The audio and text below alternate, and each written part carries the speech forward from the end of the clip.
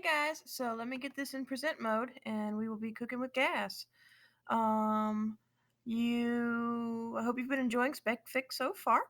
But I want to go over kind of the basics of what we need to know when we're talking about speculative fiction, what speculative fiction is, what we're going to be looking at for our purposes over the next like 6 or 7 weeks.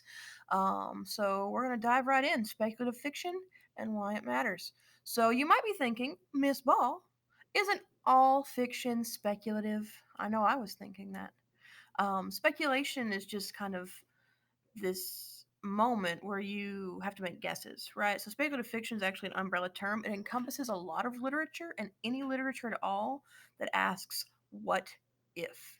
And that what if could be anything, right? It takes the world and all of humanity's foibles and situates them in a world that's different from our own. And this difference could be small or it could be huge. It could be a different world altogether in the case of like some fantasy worlds.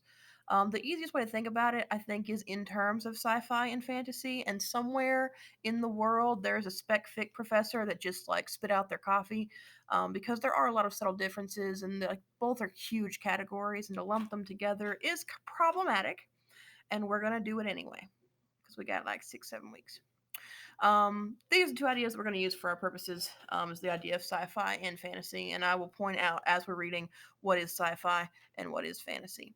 So here's a great quote. It says, "Science fiction's main goal is not to predict the future, but to extrapolate the present. To extrapolate, to build on, to make wider and greater." So we'll look at some science fiction first. Science fiction, first and foremost, presents a future that has contemporary society as its past. So it's something that is beyond the future, what is happening now. Right. It usually reflects, or just generally the good science fiction anyway, reflects social concerns and cultural influences. And some examples of that would be like I, Robot, The Handmaid's Tale, The Maze Runner, City of Ember, Matrix, Hitchhiker's Guide, Divergent. They all ask, what if? And I see now that my face is actually covering the what if, um, but I'll ask what if. I will also share this PowerPoint with you so you can look at that if you just are feeling, froggy about it. Fantasy, by contrast, has some element of mythology. Okay, the phantasm is not from technology. Sci-fi typically will deal with technology. It doesn't have to necessarily, but it typically does. It has fantasy has some element of mythology. It exudes from some force, and if you have any kind of magic at all, you're looking at fantasy. And oftentimes it'll have some kind of like epic like hero or a quest, or they'll be like you got to beat the big baddie. And some examples of this are Harry Potter and Aragon, the Dark Tower, Wizard of Earthsea, Wheel of Time, The Once and Future King, The Hobbit, The Lord of the Rings, and in fact, all but one of those is an extended series. The Wheel of Time series has like 12 books in it, and all the books are like that thick, right? And of course, you guys are familiar with The Lord of the Rings. A couple of other ones you might not be so familiar with, Dark Tower, Stephen King, but they're huge, right? Because it's got that element of heroic quest and epic and fantasy and magic and just all these things that make fantasy what it is.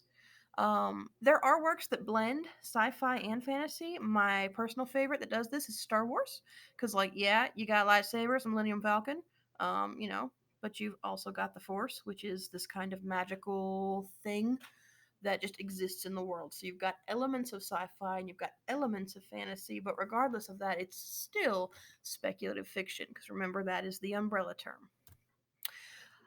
So SpecFic is going to, and SpecFic's what is called in short, by the way, so you're allowed to call it that. It goes through what we call the topias, right? The social possibilities. You've got the utopia. It's the ideal society. Literally everything is perfect in a utopia. Okay. And I asked you guys to design your own utopias. If you haven't started that yet, it'd be a great time to get started. And what would make society perfect? Right? And that's the big question is can we even know? A dystopia, we see more dystopias than utopias. Dystopia is the exact opposite. It's a nightmare world. Choices, trends, something has led to an undesirable future. and that's currently a very saturated market. So think like Hunger Games. Oh man, my desk is moving. Sorry, I'll try to keep it still. Think like Hunger Games, think Divergent, right? You're going to see more dystopia than utopia. And in fact, we're going to read more dystopia than utopia. I think dystopias have kind of more by way of themes and lessons and philosophical questions that they can offer. There's also a false utopia, the third utopia, and that's a bait and switch tactic, right? They're going to present everything as perfect, and then you're going to kind of learn that it's not all perfect. The one that I think of when I think about this is The Giver. If you've ever read The Giver or had it read to you, it's presented as like society is better now, and over the course of the book, we learn that in fact it is not. So we will read a utopia. We'll read several dystopias. We'll read one false utopia, and I will, of course, identify them as we go through. Another possibility. So the first, social possibilities.